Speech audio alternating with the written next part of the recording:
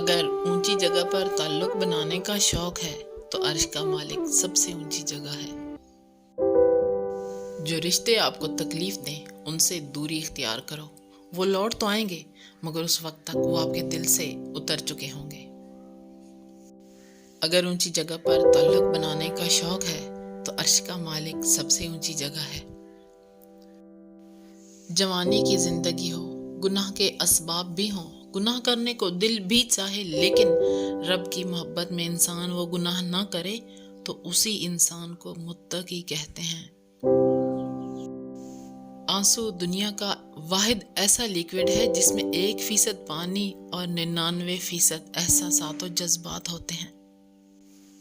جو شے آنسوؤں میں بہا دی جائے وہ دوبارہ آنکھ کی زینت کبھی نہیں بن سکتی، چاہے وہ محبت ہو، عداوت ہو، توجہ، لمحہ یا پھر کوئی انسان۔ مطالعہ کرنے سے بھی اگر آپ کی نفرت میں کمی نہیں آ رہی تو سمجھ جائیے آپ غلط کتابیں پڑھ رہے ہیں۔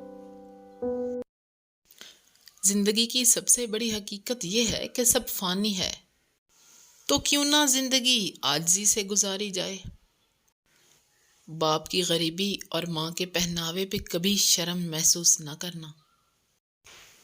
کئی دنوں کی تلاش کے بعد شادی سے پہلے جو بہو، بیوی اور بھابھی ہیر کی طرح لگتی ہے، شادی کے کچھ ہی عرصے بعد وہ تیر کی طرح لگنی شروع ہو جاتی ہے۔